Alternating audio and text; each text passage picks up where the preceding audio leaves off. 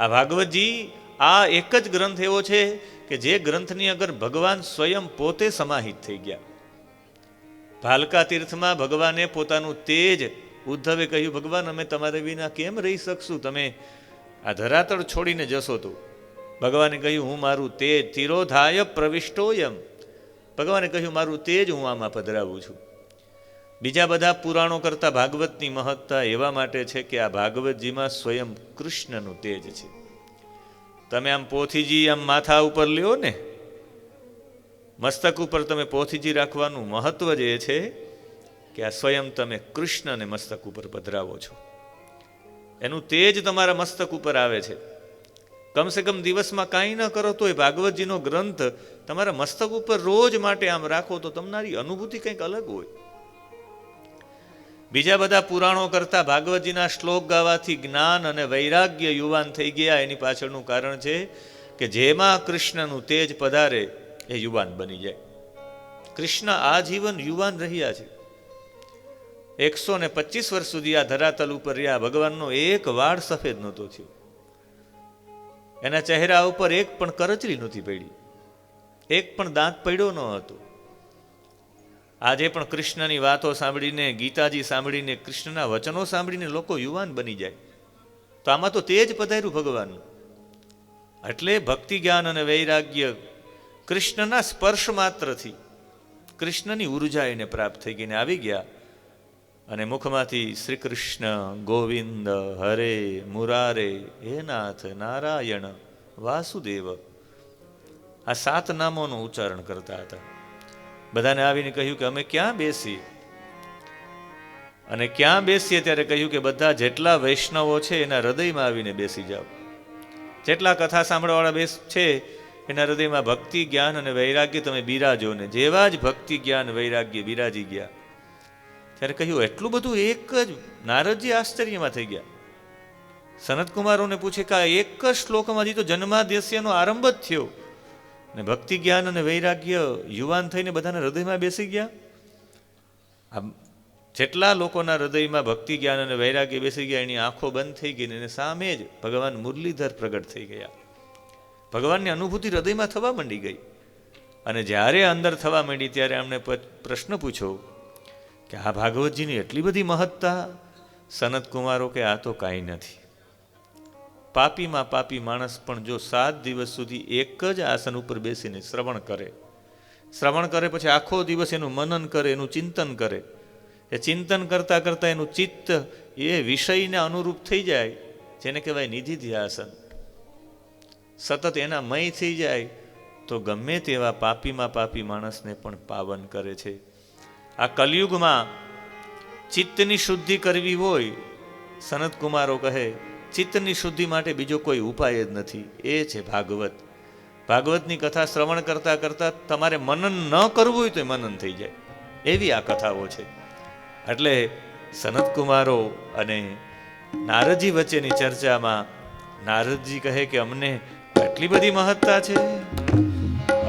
અતો નૃલોકે નનો નાસ્તિ કિંચિત, અતો નૃલોકે નનો નાસ્તિ કિંચિત, ચેતસ્ય શોધાય કલો પવિત્રમ, ચેતસ્ય શોધાય કલો પવિત્રમ, અઘોગવેદ્વં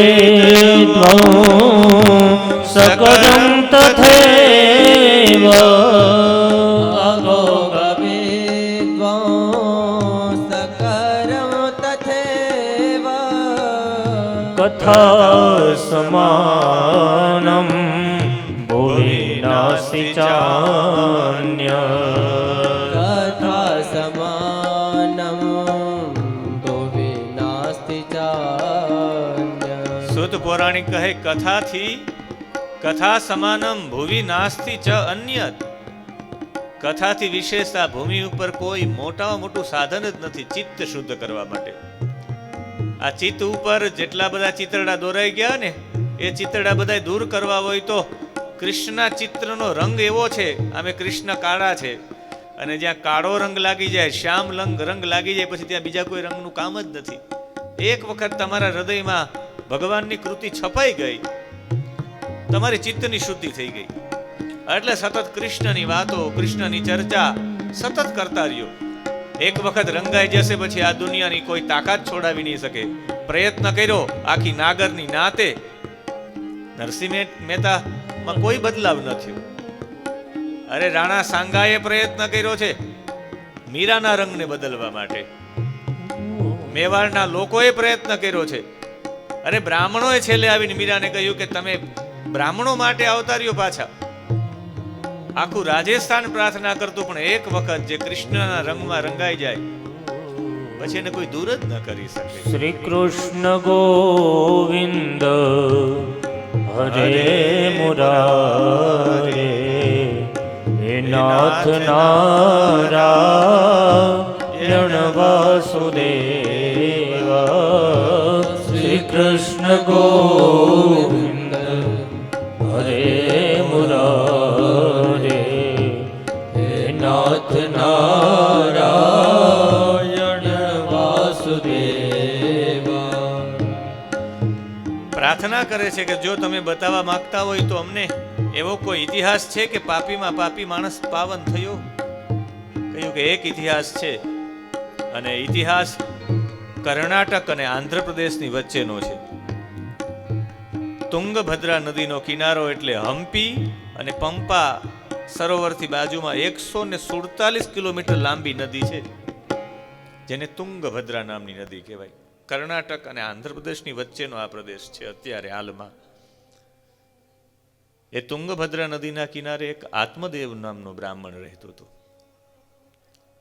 જૂનો ઇતિહાસ સંભળાવે છે. કહે છે કે બ્રાહ્મણ સનતકુમારો એનો ઇતિહાસ ગાય છે કે બ્રાહ્મણનું નામ હતું આત્મદેવ, એની પત્નીનું નામ હતું ધુંધુલી.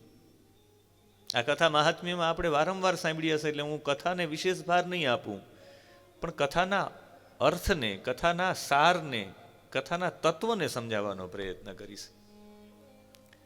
આત્મદેવ અને એની પત્ની ધુંધુલી એણે કેટલા બધા સત્કર્મો કર્યા છે, છતાં પણ એને ઘરે સંતાન ન હતું.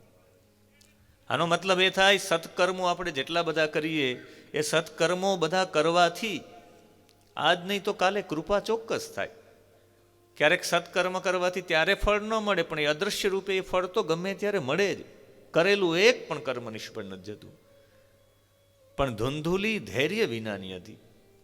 એમણે કહ્યું કે તમે વારંવાર આપણે આ યજ્ઞ કરીએ છીએ, આપણે મોટા ભાગનું ધન ખર્ચી નાખ્યું. ધનાર્ધમ, ધન અર્ધમ, અર્ધું ધન આપણા ઘરનું ધર્મ માર્ગેણ, ધર્મ માર્ગથી આપણે વાપરી નાખ્યું છે, છતાં પણ આપણે પુત્ર નથી કે પુત્રી નથી. એટલે આવું યજ્ઞ આજ પછી બંધ, ભગવાનનું કીર્તન બંધ, ભગવાનનું નામ બંધ, એક પણ વસ્તુ ઘરમાં ન થવી જોઈએ. અને આ બધું ન થવું જોઈએ એટલે બ્રાહ્મણને ધક્કો મારીને કાઢી મૂક્યો કે આ ઘરમાં આવું એક પણ બાબત ન થવી જોઈએ. એ સમયે આત્મદેવ બ્રાહ્મણ નામનો બ્રાહ્મણ મરવા માટે નીકળ્યો છે, અને મરવા માટે નીકળ્યો છે ત્યારે કોઈ એક સંન્યાસી એની પાસે આવી ગયા, અને સંન્યાસી આવીને એને રોક્યા છે કે ભાઈ મરાય નહીં, આત્મહત્યા ન કરાય. તારો પ્રશ્ન